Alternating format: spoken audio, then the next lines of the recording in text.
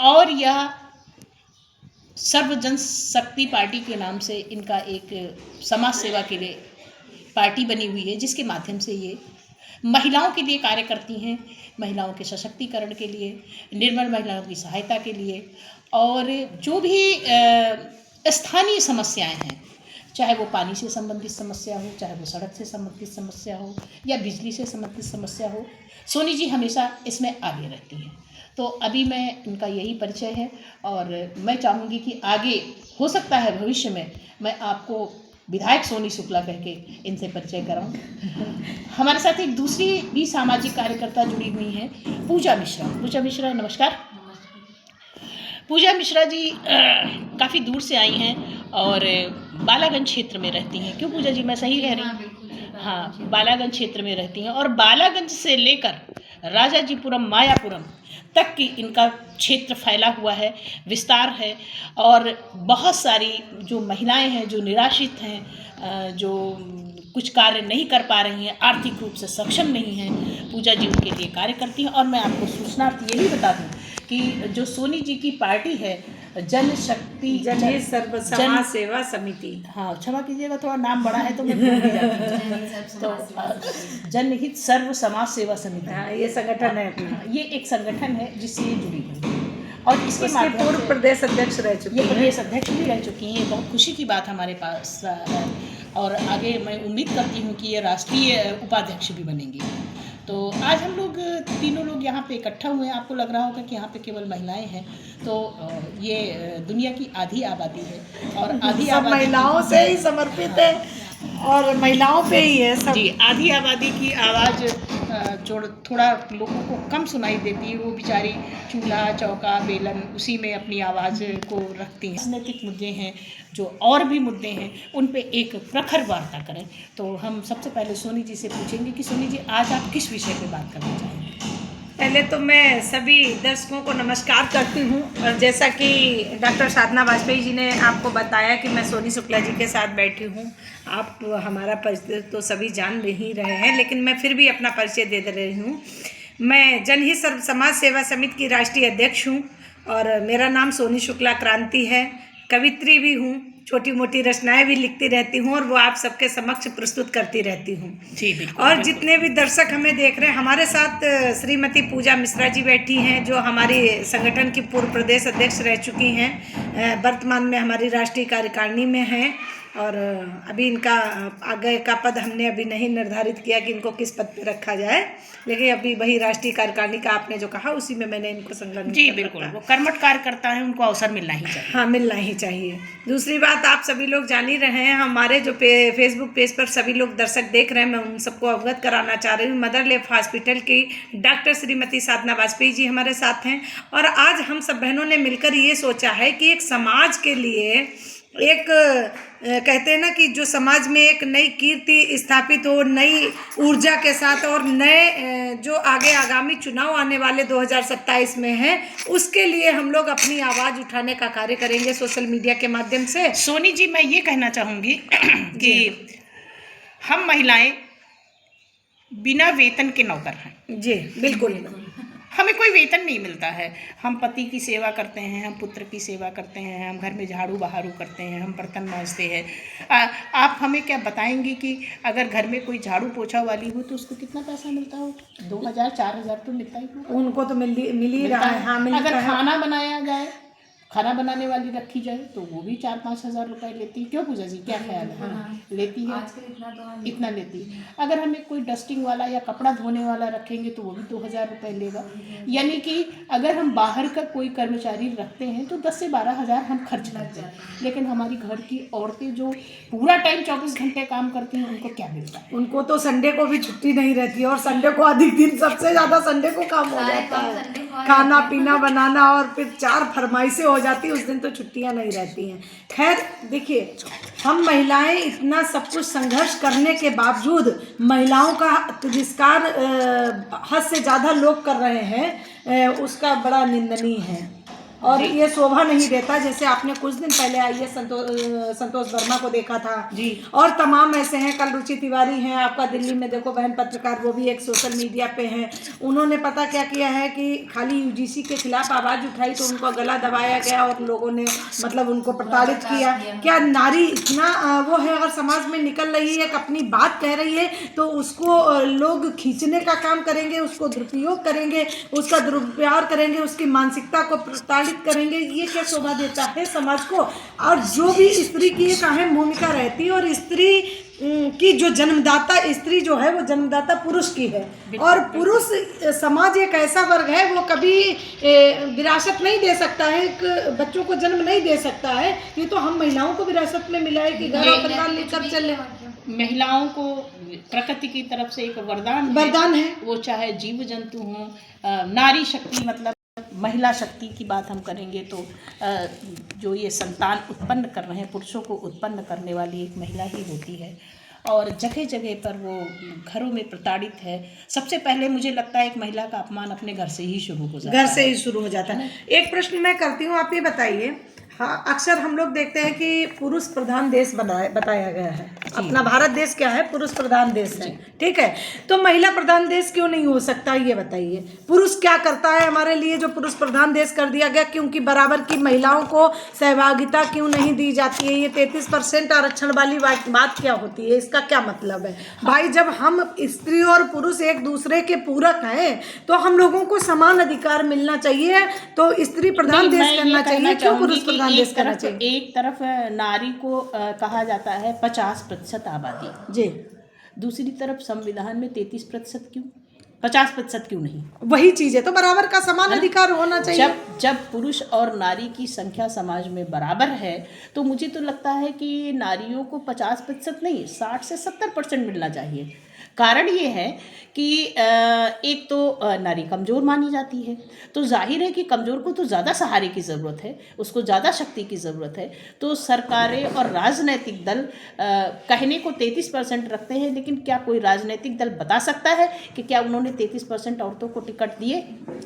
साधना जी, मैं आपको अभी रोकती हूँ, मैं आपसे एक प्रश्न भी करती हूँ। आप मुझे ये बताइए, आज लखनऊ से ही ले लेते हैं, एक ही विधानसभा से 171 विधानसभा क्षेत्र पश्चिमी की मैं बात करती हूँ, न्यू हैदरगंज द्वितीय से, ठीक है। जी, जी, बिल्कुल। चाहे वो पार्षदी की बात हो और चाहे विधायकी की बात हो या कोई सांसदी की बात हो, चाहे कोई किसी भी मतलब पद की बात हो, आप ये बताइए इतने दिनों में कितनी महिला को विधायकी पद के लिए यहाँ से किसी भी पार्टी ने प्रत्याशी उतारा हो, वो मुझे बताइए। बिल्कुल बिल्कुल आपके अगर संज्ञान में हो, मेरे तो संज्ञान में नहीं है। मेरे संज्ञान में बिल्कुल नहीं है कि इस क्षेत्र से विधायक के लिए किसी महिला को उम्मीदवार चुना गया हो।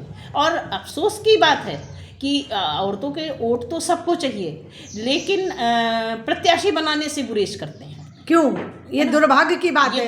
अब तक जितनी राजनीतिक पार्टियां हुई, चाहे वो सपा हुई, चाहे बसपा हुई, चाहे बीजेपी हुई, चाहे कोई भी हुई, मैं मांग करती हूँ कि राजनीतिक दलों को इस पे सोचना चाहिए, इस पे विचार करना चाहिए। 171 पश्चिमी विधानसभा क्षेत्र में क्या पति पत्नी को ही टिकट वितरण किया जाए? हाँ, ऐसा भी देखा इसका भी मैंने देखा गया, एक व्यक्ति को एक ही घर में पहले पति, फिर पत्नी, फिर पति, फिर पत्नी, ऐसे कई उदाहरण यहाँ पे मौजूद हैं इस क्षेत्र में। तो आखिर क्यों नए लोगों को मौका नहीं दिया जाता है, जो जमीनी स्तर पर काम कर रहे हैं, जो जमीनी स्तर पर जनता की आवाज उठाने का काम कर रहे हैं? उन लोगों को किसी भी पार्टी ने सोचा मैं क्यों किसी पार्टी का समर्थन करूं? नहीं, मैं ये समझ रही हूँ कि क्या ये परिवारवाद नहीं है? एक बार पति को टिकट दे दिया जाए पार्षदी का, दूसरी बार पत्नी को दे दिया जाए, फिर उसके बाद पति को दे दिया जाए, अगर कोई पुत्र है तो पुत्र पुत्री को दे दिया जाए। क्या परिवारवाद नहीं आता है? ये परिवारवाद की बातें हो गई। आप ये बताइए, क्या 171 पश्चिमी विधानसभा क्षेत्र की मैं बात करती हूँ, क्या यहाँ कोई ब्राह्मण परिवार से कोई ऐसा पुरुष काबिल नहीं है जो विधायकी लड़ सके? बिल्कुल। मैं छोटी सी एक बात करती हूँ, महिला को छोड़ दीजिए, मैं तो बहुत पीछे हूँ, उसको छोड़िए। मेरा प्रश्न हर उस पार्टी से है, जितनी भी राजनीतिक दल अब तक बने हुए हैं, किसी भी ब्राह्मण नेता को विधायकी के लिए उतारा हो, मुझे बताइए आज तक। जी, उतारा किसी ने? पूजा जी, क्या आपके संज्ञान में है ऐसा कोई? जी, मेरे भी नहीं संज्ञान में ऐसा कोई है कि किसी ब्राह्मण को टिकट दिया गया हो? नहीं, बिल्कुल किसी ब्राह्मण को टिकट दिया गया हो या किसी महिला को टिकट दिया गया हो? नहीं, महिला को भी नहीं। हमें लगा कि अब तक जो विधायक थे सुरेश श्रीवास्तव कई बार विधायक रहे, चार बार के विधायक, 4 बार के विधायक रहे।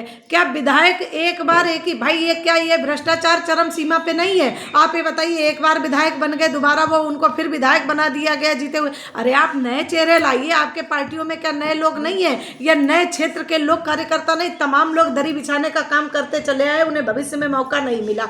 ऐसे लोगों की मैं अपील करती हूँ, ऐसे लोगों का सहयोग करती हूँ कि आपके पार्टी में 20 साल काट दिए हैं, सभी राजनीतिक दलों की बात कर रही हूँ, और उनको मौका नहीं मिला है। ऐसे राजनीति पार्टियां ये भ्रष्टाचार चरम सीमा पर फैलाए पड़ी हैं, उन सब आ रहा है, मैं उनका सबका विरोध करती हूँ खुलकर। और 171 पश्चिमी विधानसभा क्षेत्र से मैं उस, चाहे वो कोई भी राजनीतिक दल हो, आगामी 2027 के चुनाव में ये मांग करती हूँ, एक तो यहाँ से किसी महिला को चुनाव नहीं लड़ाया गया विधायक का, आज तक का ये लिखित में दे सकती हूँ। दूसरी बात, आज तक किसी ब्राह्मण नेता को नहीं। क्या हमारे ब्राह्मण इस 171 पश्चिमी, मैं ये समझती हूँ कि बहुत से ऐसे इस क्षेत्र में ब्राह्मण सक्रिय है जिन्होंने देश प्रदेश छोड़ दीजिए, क्षेत्र छोड़ दीजिए, देश के लिए बहुत मैं सारे कार्य एक विधानसभा क्षेत्र की बात कर रही हूँ, सिर्फ एक विधानसभा क्षेत्र की बात कर रही हूँ। और ये क्या यहाँ ऐसा कोई ब्राह्मण काबिल नहीं है इस 171 पश्चिमी विधानसभा क्षेत्र में जो विधायकी का चुनाव लड़ सकता हो? किसी भी पार्टी ने अब तक क्यों नहीं सोचा? ये मेरा सभी राजनीतिक दलों के लिए ये मतलब प्रश्न है, और ये मैं प्रश्न करती हूँ। और जितने दर्शक मुझे देख रहे हैं, काफी लोग मुझे लाइव देख रहे हैं, मैं उनसे भी इस बात का प्रश्न करती हूँ कि क्या किसी पार्टी ने आज तक सोचा है 171 पश्चिमी विधानसभा क्षेत्र की लखनऊ की सीट पर आज तक किसी ब्राह्मण परिवार से या सवर्ण परिवार से, नहीं ब्राह्मण की बात छोड़िए, सवर्ण परिवार से किसी भी एक व्यक्ति को टिकट दिया गया होता तो मैं जानती हूँ। सवर्ण को दिया गया है सोनी जी, मैं तो बार बार सुरेश जी सवर्ण से थे, लेकिन अंजनी श्रीवास्तव जी को दिया गया, अंजनी श्रीवास्तव जी को दिया गया, लेकिन बार बार उसी नेता को अगर टिकट दिया जाए तो ये कोई अच्छी बात है क्या? अच्छा ठीक, मैं आज तक किसी सवर्ण महिला में से किसी भी महिला को दिया गया? हाँ, नहीं दिया गया। आज तक का मैं रिकॉर्ड बता रही हूँ। चलिए मान लो श्रीवास्तव जी को दिया गया, सुरेश श्रीवास्तव जी 4 बार के विधायक रहे, कोई ब्राह्मण नेता किसी को दिया? किसी ठाकुर परिवार के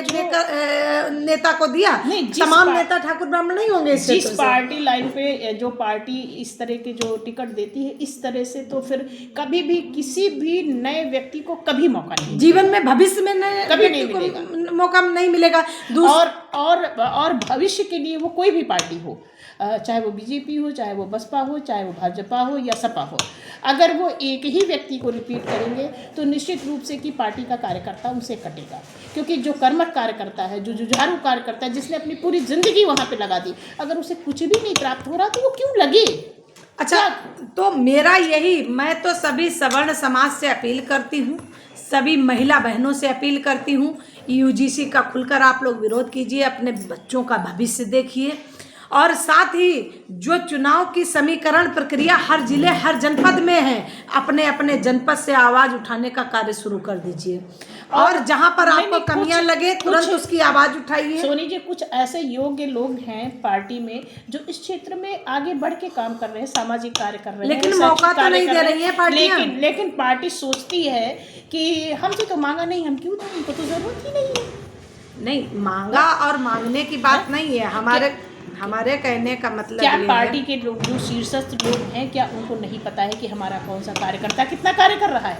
तमाम ऐसे, देखिए क्या होता है, पैसे से लोग टिकट बेचते हैं, जो वास्तविकता है जी, ठीक, जिनका पलड़ा पैसे से भारी है उनको टिकट दे दिया गया। एक बार नहीं, कई बार उन्हीं लोगों को लड़ा दिया गया। एक बार पति को पार्षद बना दिया गया तो फिर दोबारा पत्नी को टिकट कंफर्म है, फिर कोई समाज में उस क्षेत्र से कोई सक्रिय ना व्यक्ति दिखेगा, ना महिला दिखेगी, ना पुरुष दिखेगा। ये दुर्भाग्य की बात है, इस पर आप लोग आवाज उठाइए, इस पे बात कीजिए। और दूसरी चीज मैं तो ये कहती हूँ कि आप लोग खुद उठिए और खुद इतिहास लिखिए, और सवर्ण समाज खुद एक सक्षम होकर अपनी पहल करना आप शुरू कर दे, तभी आगे कहते हैं कि विजय है। बाकी तो अब ये सब पार्टियां सब एक जैसी ही निकल गई। देखिए, हम लोगों को गुमराह कर ये यूजीसी कानून लाया गया। आप ये बताइए, क्या आने वाले समय में बेटियां पढ़ पाएंगी? बिल्कुल नहीं पढ़ पाएंगी।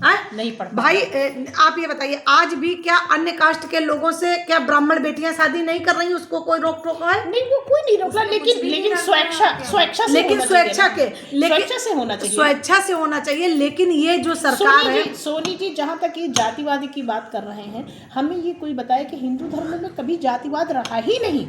अगर हिंदू धर्म में जातिवाद रहता तो हमारे ब्राह्मण घरों में धोबन सुहाग देने ना आती, हाँ बिल्कुल सही है ना? कह रही हैं। हाँ, बिना धोबन के सुहाग के कन्या को की शादी संपूर्ण नहीं मानी जाती। हमारे समाज में, ब्राह्मण समाज में, अगर हमारे यहाँ जातिवाद होता तो बढ़ई की देवट के बिना शादी नहीं हो सकती है। ना? तो हम लोगों ने जाति कहाँ अच्छा, बांट रखी है? ये जातिवाद कोई चीज थी ही नहीं, केवल कार्य विभाजन हमारे यहाँ हुआ। जैसे परिवार में होता है कि एक कोई कार्य इस कार्य को करेगा, दूसरा इस कार्य करेगा। हम अपने यहाँ मांगलिक कार्य करते हैं तो जितने घर के सदस्य होते हैं उनको क्या करते हैं, हम कहते भाई आप मेहमानों का स्वागत करिए, आप खाने की व्यवस्था देखिए, आप सोने की व्यवस्था देखिए, ऐसा हम लोग कहते हैं। यही व्यवस्था थी जिसको अपभ्रंश कर दिया गया, जिसको जो है अपभ्रंश रूप में ये हमारे लिए जातिवाद के रूप में आया। और ब्राह्मण कभी जातिवादी नहीं रहा। अगर ब्राह्मण जातिवादी होता तो मदन मोहन मालवीय भीमराव अंबेडकर को ना पढ़ाते, उनके साथ संविधान में सहयोग ना करते। फूलेबा के जो गुरु थे वो एक ब्राह्मण थे ना, वो ये ना करते। और तो और सविता अम्बेडकर जी जो स्वयं एक मराठी ब्राह्मण थी, वो भीमराव अम्बेडकर से शादी ना करती। इसका मतलब हमारे यहाँ अच्छा, आरक्षण खत्म भाई, आरक्षण 10 साल के लिए था तो 10 साल से हम लोग झेलते चले आए आरक्षण। ये आरक्षण की मार करते करते, यूजीसी के मार करते करते आज हमारे मतलब बेटियों को सबसे ज़्यादा नुकसान। देखिए बेटे हमारे हैं, उसमें हमारी इज्जत डाउन नहीं होगी। हम तो यही कहेंगे कि जो बच्चों को अगर ये कानून नहीं चेंज हुआ तो ये हम लोगों को मतलब ये गृह युद्ध की ओर ले जा रही है राजनीतिक पार्टियां। बिल्कुल बिल्कुल, ये जहां तक ये है, कोई जातिवाद नहीं है, राजनीतिक पार्टियों का आधारित किया हुआ जातिवाद है। ये राजनीतिक सभी पार्टी राजनीतिकों ने ये मतलब गृह युद्ध की ओर हम लोगों को ले जा रहे हैं और हमको लड़ाने का काम कर रहे हैं, जो कि आज तक अंग्रेजों ने किया था। आज तक अंग्रेजों ने जो किया था वही काम आज की हमारी राजनीतिक दल पार्टियां कर रही हैं। ये दुर्भाग्य की बात है। अच्छा, रही बात आरक्षण की, आरक्षण अगर चाहती तो क्या कांग्रेस सरकार नहीं समाप्त कर सकती थी अब तक? हाँ बिल्कुल कर सकती। क्यों आरक्षण में मैं कुछ संशोधन के साथ बोलना चाहूंगी। हाँ। कि मैं ये समझती हूँ कि जिस घर में अगर कोई भी एक व्यक्ति सरकारी नौकर है तो उसके बच्चों को आरक्षण की कोई आवश्यकता नहीं। और मैं करंट की आपको एक बात बताती हूँ, वो सक्षम है, वो सक्षम है, वो अपने बच्चों को अच्छी शिक्षा दिला सकता है, अच्छे कंपटीशन में बैठा सकता है, वो गवर्नमेंट जॉब में है, इसलिए उसको आरक्षण की ये व्यवस्था तो कम से कम होनी। सच्चाई ये है कि आरक्षण का लाभ जिस वर्ग को मिलना चाहिए उसको मिलता ही नहीं है ना। केवल आईएएस के बच्चों को, पीसीएस के बच्चों को, मंत्रियों के बच्चों को, मिनिस्टरों के बच्चों को ही आरक्षण का लाभ। लेकिन गरीब तो हर जाति में है, क्या ब्राह्मणों में गरीब नहीं है? ब्राह्मणों में भी गरीब है। तो हमारे कहने का मतलब है आरक्षण गरीब को देना चाहिए, आर्थिक आधार पर होना चाहिए आरक्षण, ना कि आरक्षण इसको। अच्छा, इन्होंने यूजीसी की मार पे क्या किया, अभी आपने देखा होगा ईडब्ल्यूएस वाला जो बनता था, जी, उसको भी खत्म कर रही है सरकार। अच्छा, क्यों खत्म कर रही है? जब हमें मतलब ये ईडब्ल्यूएस अगर आप लोग खत्म कर देंगे, ये तो गरीब लोग कहाँ जाएंगे बताइए, मुझे जवाब दीजिए। क्या उनको कोई भी संसाधन मिला, क्या उनको रहने को एक छप्पर मिलेगा? मेरा कहने का मतलब ये है, ये जो राजनीतिक दल हैं इन्होंने पूरे सवर्णों को बिल्कुल खत्म करने की ठान ली है। ना इनको चुनाव में आगे करेंगे, जो कि मैं आपको अभी प्रत्यक्ष उदाहरण दे चुकी हूँ। 171 पश्चिमी विधानसभा क्षेत्र में आज तक किसी भी ब्राह्मण व्यक्ति को इस विधानसभा क्षेत्र से चुनाव मैदान में विधायकी के चुनाव में नहीं उतरा, और ना ही किसी महिला को मिला, ना किसी ठाकुर समाज के लोगों को टिकट दिया गया। आप बताइए मुझे, किसी कोई ठाकुर लड़ा हो विधायकी के लिए, या कोई ठाकुर समाज से कोई महिला निकली हो चुनाव के लिए टिकट दिया गया हो 171 पश्चिमी विधानसभा क्षेत्र। मैं एक विधानसभा क्षेत्र की बात करती हूँ। क्यों महिलाओं का अधिकार नहीं है क्या? आप लोग भाई पार्टियां, आप ठीक है पार्टियां जैसे टिकट बांटते हैं, समीकरण बांटते हैं, तो जब अगर 33% आरक्षण है तो हमारी महिलाओं को टिकट क्यों नहीं दिया जाता है? हमारे ब्राह्मण परिवार को टिकट क्यों नहीं दिया जाता? हमारे क्षत्रिय समाज के भाइयों को टिकट क्यों नहीं दिया जाता है? नहीं क्या ये जातिवादी विचारधारा नहीं है? नहीं दिया गया, हाँ? बिल्कुल नहीं दिया। क्या खाली ये मतलब अकेले एक ही मतलब श्रीवास्तवों की ही पार्टी है? नहीं। ये इससे क्या साबित होता है? तो लगता तो ऐसा ही है। लगता तो ऐसा ही है। तो चाहे वो अखिलेश जी की पार्टी हो, जैसे परिवारवाद पार्टी कह रहे हैं, ऐसे मैं बीजेपी को बता रही हूँ भैया हमारे सवर्णों की पार्टी नहीं बची है। हम लोगों को विकल्प नया बनाना ही पड़ेगा और हम लोगों को उठना पड़ेगा। डॉक्टर साहब, मैं इस बात का जमीनी स्तर से मैं सर्वे कर रही हूँ और लोगों के बीच में जाती हूँ, जनता के बीच में मैं रहती हूँ। असंतोष है, जनता में असंतोष। अच्छा, दूसरी बात, मैंने पार्षदी के चुनाव की मैं क्षेत्र की बात कर रही हूँ। दे दिया गया टिकट, ठीक, फिर पति को दे दिया गया, फिर पत्नी को दे दिया गया। ये सब क्या है बताइए? ये सब क्या है? ये सब ठीक नहीं है। ये परिवारवाद ये परिवारवाद नहीं है क्या? नहीं है। ये परिवारवाद नहीं है। बिल्कुल नहीं। अच्छा, नहीं तो क्या क्षेत्र में और सक्रिय कार्यकर्ता या जो आपके पार्टी से जुड़े, संगठन से जुड़े लोग, वो लोग नहीं है क्या? उनको दिखाई नहीं देता पार्टियों को? सोनी जी, हाँ, अगर सबको वो टिकट दे दिए कर्मठ कार्यकर्ताओं को, तो फिर दरी कौन बिछाएगा? तो दरी, तो मतलब हम लोग दरी बिछाने का काम करते रहे। सोनी शुक्ला खुद पद चिन्ह बनाकर चलने की क्षमता रखती है। डॉक्टर साहब, ये सुन लीजिए, आप दरी बिछाने की बात कर रही हैं, ये नारी शक्ति जाग चुकी है और सभी पार्टियों को चेतावनी दे रही है। अगर पार्टियां होश में नहीं आई तो उनको जमीन पर खसीट कर लाने का काम सोनी शुक्ला, क्रांति और साधना वाजपेयी करेंगी। मैं ये समझती हूँ और कि अगर पार्टियों ने इस बात को ध्यान में नहीं दिया कि हमें महिलाओं को भी टिकट देना है, लखनऊ से आंदोलन छेड़ेंगी हम नारी शक्ति, तो निश्चित रूप से हम महिलाएं आगे बढ़कर उनको हराने का काम तो कर ही सकते हैं। और अगर हम पाटा बेलना चलाकर रोटी सेक सकते हैं, तो जो अगर सही से कार्य नहीं करेंगे और हम लोगों को सम्मान नहीं देंगे तो उनको कायदे से कुटाई करने का भी काम हम करेंगे। ये हम लोग उसमें पीछे नहीं हटेंगे भाई। जब व्यक्ति सीधी उंगली से घी नहीं निकलता तो हल्का सा टेढ़ा तिरछा करना पड़ता है। अब हम महिलाओं को सशक्त होना पड़ेगा, ये करना पड़ेगा। मैं एक बात आपसे जरूर कहूंगी, कुछ पार्टियां ऐसी भी हैं जिनकी अध्यक्ष महिलाएं हैं, लेकिन वहां भी महिलाओं को टिकट नहीं मिल रहा है। नहीं तो ये गलत है ना। महिला होते हुए भी वो इस चीज को नहीं ध्यान देती है। नहीं तो क्यों हमें महिलाओं को बढ़ाना है? नहीं तो सोनी शुक्ला अब क्या करेगी कि सोनी शुक्ला तो खुद पदचिन्ह बनाकर चलने की कोशिश कर रही है। वो आगामी 27 के चुनाव में मैं भाई लाइव मतलब ये बोल रही हूँ, अब कि लखनऊ के सारे पार्षदी जितने भी 110 पार्षद बनते हैं, सारे 110 पार्षद की सीटों पर सोनी शुक्ला लड़ाएंगी अब की चुनाव लोगों को। और जिसमें से सोनी जी, मैं आपसे पूछूंगी कि महिलाओं को आप कितना देंगे? मैं 50% महिलाओं को लाऊंगी और 50% पुरुष को लाऊंगी, बराबर की बधाई दूंगी। बराबर की बहनों, सोनी शुक्ला जी का सपोर्ट करिए।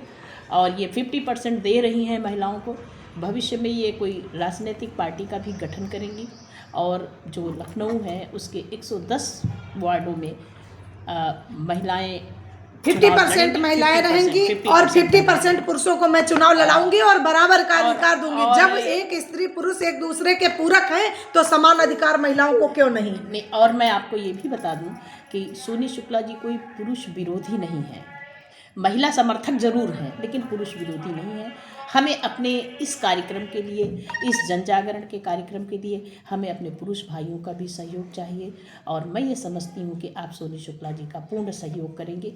आपके सहयोग के, आपके स्नेह से ही हम महिलाओं को के लिए कुछ कार्य कर पाएंगे। मेरा उद्घोष ये है कि स्त्री और पुरुष एक दूसरे के पूरक हैं, है कि नहीं? जी बिल्कुल बिल्कुल। जब हम उनके साथ बराबर खाना खा सकते हैं, उनके बच्चों को जन्म दे सकते हैं, उनके लिए हम समाज में गाड़ी चलाकर बराबर से चल सकते हैं, तो राजनीतिक दलों में हम महिलाओं को बराबर का हिस्सा क्यों नहीं? 33% जब ये बताया गया है कि महिलाओं की आबादी आधी है, हमें आधी आबादी कहा जाता है, तो आधी आबादी को आधी सीटें क्यों नहीं? 33% क्यों? 50% क्यों? तो 50% ही हम अगर आगे बढ़े क्या, हमें तो बढ़ना ही बढ़ना है। हम लोग बहुत जल्द, अब 27 में मैं पार्टी का खुद उद्घोष कर चुकी हूँ और मैं पार्टी लॉन्च कर रही हूँ। बहुत जल्दी आप सबके समक्ष एक राजनीतिक दल आपके समक्ष प्रस्तुत करूंगी, क्योंकि सवर्णों के लिए विकल्प नहीं बना। नारी शक्ति ये आह्वान कर रही है, पुरुषों को वरीयता सम्मान दूंगी आपको। और इसी जाति समीकरण बनाकर फिर उस हिसाब से मैं लड़ाऊंगी सबको टिकट। हमें किसी जाति और उससे विरोध नहीं है, लेकिन हम लोगों को जो राजनीतिक दल लड़ाने का काम कर रहे हैं उनका मैं खुलकर विरोध करती हूं और जीवन भर करती रहूंगी। और यूजीसी कानून ये वापस कराकर मानूंगी। अगर यूजीसी कानून वापस नहीं हुआ तो उग्र तरीके से अगर आंदोलन करना पड़ा तो मैं सरकारों को चेतावनी देती हूँ। हम महिलाएं किसी से कमजोर नहीं हैं, हमें अस्त्र शस्त्र की आवश्यकता नहीं है। हम जिस हमारे पास किचन में इतने अस्त्र शस्त्र होते हैं, हाँ, शायद वो अस्त्र शस्त्र कभी किसी के बने ही नहीं होंगे। उनको रोटी बनाने में भी हम इस्तेमाल कर सकते हैं। और फिर तो हम आंखों में मिर्चा डालने का काम करेंगे और जिसके मिर्चा पड़ा सही हो जाएंगे। तो हमारे अस्त्र शस्त्र ऐसे हैं जो किसी के पास नहीं होंगे। बाहर से हमें शस्त्र लेने की आवश्यकता नहीं है, नहीं चाहिए हमें शस्त्र। तो राजनीतिक दलों को क्यों पूजा जी, राजनीतिक दलों को इस बात पे विचार करना चाहिए और चेतावनी देना चाहिए कि महिलाओं को उपेक्षित ना करें। बिल्कुल, महिला शक्ति भी आपके घर की शक्ति है और उसको बढ़ाने का कार्य करें, उसको उपेक्षित ना करें, वो किसी भी पार्टी की है। और दूसरी बात मैं ये कहना चाहूँगी, तमाम ऐसे जो ये केसेस होते हैं, जैसे महिलाएं जो यूट्यूब पे काम करती हैं या जैसे हाँ जी बिल्कुल तिवारी जी के तरह रूबी तिवारी थी रुचि तिवारी, शायद रुचि तिवारी के साथ जो अभद्रता दिल्ली में हुई, क्या ये वो अच्छा नहीं, अच्छा था? क्या किसी नेता सांसद विधायक को बोलना चाहिए था कि नहीं बोलना चाहिए? अगर नारी शक्ति हमारी को इतना कमजोर समझा जाएगा, इस तरीके से अगर उसको प्रताड़ित किया जाएगा। सोनी जी एक बात और कहूँगी कि आजकल जैसे मैं यूट्यूब पे कुछ जैसे 50-60 साल की महिलाएं अपना कुछ वीडियोस डालती हैं, कुछ एक्टिविटीज़ डालती हैं, तो उनके लिए थोड़े से अच्छे कमेंट नहीं किए जाते हैं। लोग बोलेंगे तुम तो बूढ़ी हो गई हो, तुम्हें क्या ज़रूरत है, ज्ञान बांट रही हो, क्या कर रही, इस तरह के कमेंट आते हैं। तो मैं भाई और बहनों आपसे बताना चाहती हूँ कि बुढ़ापा जो एक ऐसी चीज़ है जो धरोहर है हमारी, है ना, वो सबके पास आना है। उसका ये मतलब नहीं होता है कि हम जो है निष्क्रिय होकर घर बैठ जाएं। तो जो भी ऐसे महिलाएं डाल रही हैं तो आपको उनको अप्रिशिएट करना चाहिए, प्रोत्साहित करना चाहिए, ना कि हतोत्साहित करना चाहिए। नहीं, ये इस बात से मैं बिल्कुल सहमत हूँ। और मैं एक और अपील करती हूँ, जो भी नारी शक्ति जो इस समय कार्य कर रही हैं सोशल मीडिया पर, वो सिर्फ यूजीसी का विरोध करें और अपने बच्चों का भविष्य संभालने का कार्य करें। और सभी जाति और धर्म के लिए मैं संदेश देना चाहती हूँ कि आपस में जातिवादी विचारधारा में लड़ना बंद करें। ये राजनीति पार्टियों का बनाया हुआ एक प्रोपेगेंडा है, मतलब तो इस पे फोकस ना दें। पहले हिंदू मुस्लिम को लड़ाओ, फिर दलित सवर्ण को लड़ाओ, फिर ब्राह्मण क्षत्रिय को लड़ाओ, ये सब बेकार की बात। तो ये प्रोपेगेंडा एक साथ रहते हैं, हम सब लोग एक साथ रहते हैं। और ऐसा नहीं है कि हमारे बगल में अदर कास्ट वाले नहीं रहते या वहाँ नहीं रहते, लेकिन जिस तरीके से ये यूजीसी कानून लाया गया, WES ये भी ख़त्म करने जा रहे हैं, EWS ये भी समाप्त करने कर दिया है, तो ये सब कोई विकल्प नहीं है। अगर बीजेपी पार्टी ने अपना सुधार नहीं किया तो ये मैं भविष्य में ये कह रही हूँ, इसका पतन निश्चित है अगर इस तरीके से नहीं सुधार किया। नहीं तो जो कमियां हैं उसमें सुधार कीजिए। मुझे पार्टी से बैर नहीं है, लेकिन आपकी विचारधारा से बैर है। आपने जो सवाल निश्चित रूप से ये जातिवादी विचारधारा लाना बहुत गलत है। और ब्राह्मण ने हमेशा आशीर्वाद देने का काम किया और ब्राह्मण ने लड़ने का काम नहीं किया। हर जाति को संजो कर रखा और अपने साथ लेकर चला। कभी ब्राह्मण या सवर्ण में कभी जातिवादी नहीं रहा। लेकिन आज हम लोगों को इस माहौल पे लाके खड़ा कर दिया, इस सड़क पे लाके खड़ा कर दिया, गुमराह किया है राजनीतिक दलों में, जो गृह युद्ध की आशंका शुरू हो रही है। और सबको एक चीज़ बताऊं, राम भद्राचार्य का मैंने स्टेटमेंट देखा था, वो कह रहे थे कि मुझे गृह युद्ध का आभास हो रहा है। इसके मतलब अंदर अंदर हर राजनीतिक दल में अंदर अंदर समीकरण बना हुआ है कि गृह युद्ध होने वाला है।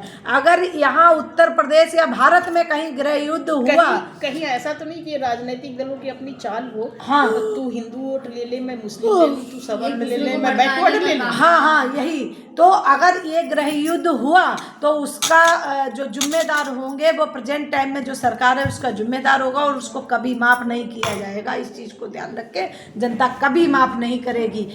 यही इसीलिए मैं अपील करती हूँ कि जो भी ये गृह युद्ध कराना चाह रहे हैं वो होश में आ जाए नेता, मैं उनको समझाना चाह रही हूँ। और नहीं तो अगर नारी शक्ति अगर जाग गई तो तुम्हारी आंखों में मिर्चा भरने का काम शुरू करेगी और तुम्हें भागे रास्ता नहीं सही लाएगी। जैसे कहते नहीं कि कुलिया में दिखोगे, नज़र नहीं आओगे सड़कों पर। ये चीज़ आप लोग होश में आ जाओ। और ये गृह युद्ध की जो आशंका बता रहे हैं, इसका मैं खुलकर विरोध करती हूँ, कड़ी निंदा करती हूँ। और मैं रामभद्राचार्य जी से ये पूछना चाहती हूँ कि आपको कैसे आभास हो रहा है कि ये गृह युद्ध है? भाई कहीं ना कहीं तो ये गृह युद्ध का कहीं ना कहीं अंदर से समीकरण चल रहा है। तो मैं जनता से अपील करती हूँ कि जनता गृह युद्ध में भ्रमित ना हो, आपस में प्रेम व्यवहार से रहे और जो गलत नीतियाँ हैं उसका विरोध खुलकर, समर्थन खुलकर कीजिए, विरोध खुलकर कीजिए और यूजीसी कानून को वापस कीजिए। और हम सब लोग वापस कराकर ही मानेंगे, इसके लिए हम लोग पीछे नहीं हटेंगे। ज़रूरत पड़ेगी तो डॉक्टर साधना वाजपेयी भी आगे बढ़कर नहीं, निश्चित रूप से बढ़ चढ़कर हिस्सा लेंगी और अपनी नारी शक्ति की बेटियों के लिए ये बोलेंगी। आप ये बताइए डॉक्टर साहब, हमारी जो नारी शक्ति है आज किसी यूनिवर्सिटी में पढ़ने जाती हैं जी, ठीक जी। आप ये बताइए, क्या आज का जो दौर चल रहा है, क्या हर कास्ट में अपने मर्जी से जो लोग शादी जहाँ करना चाह रहे हैं उनको कोई रोक टोक है? नहीं, कोई नहीं रोक रहा है। नहीं, लेकिन ये कहना बेकार की बात है कि हमें अपनी लड़की दो या करो। जो स्वेच्छा से जो कर रहे हैं वो कर रहे हैं। जबरदस्ती तो आप किसी से नहीं करा सकते, जबरदस्ती नहीं करा सकते। लेकिन ये यूजीसी का अच्छा, दूसरे जिस किसी ने व्यक्तिगत भाव विद्वेष से ये बात कही, उसके लिए मैं ये कहना चाहूँगी कि आप ब्राह्मण से ही क्यों लड़की मांग रहे हैं? पहले आप अपनी लड़की अपने से नीचे में दीजिए, बिल्कुल, तब आप ब्राह्मण से लड़की मांगने का अधिकार रखते हैं। हाँ, तब रखते हैं। अच्छा, और दूसरी बात ये है कि जैसे कि कहने का मतलब ये है कि दीदी, जब ये अपनी यूनिवर्सिटी में महिलाएं पढ़ने जाएंगी, बेटियां पढ़ने जाएंगी, भाई हम लोगों को तो यूनिवर्सिटी में जाना नहीं है दोबारा, लेकिन हमें तो लड़ना ही पड़ेगा कि नहीं लड़ना पड़ेगा? हमें तो लड़ना ही पड़ेगा।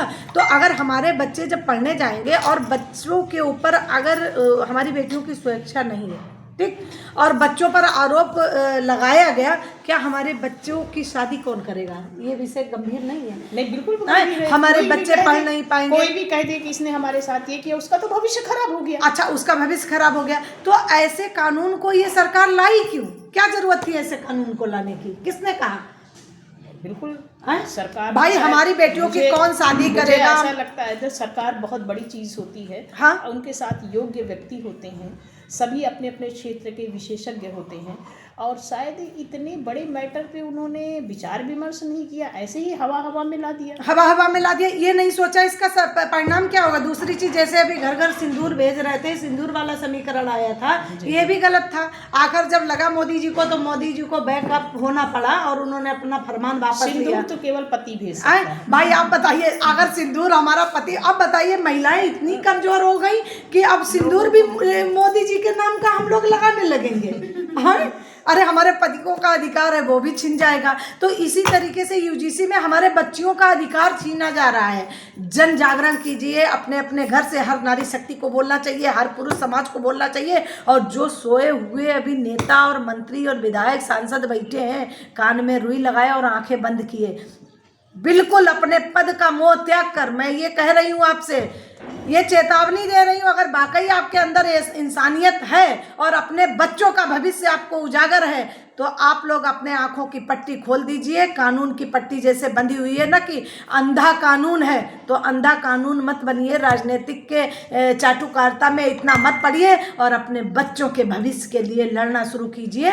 और हर राजनीतिक पार्टी को समझाने का कार्य कीजिए कि या तो आप सही सिस्टम से काम कीजिए और नहीं सही सिस्टम से काम करवा रहे हैं तो आप त्याग पत्र दे दीजिए। जय हिंद, जय भारत, भारत माता की जय।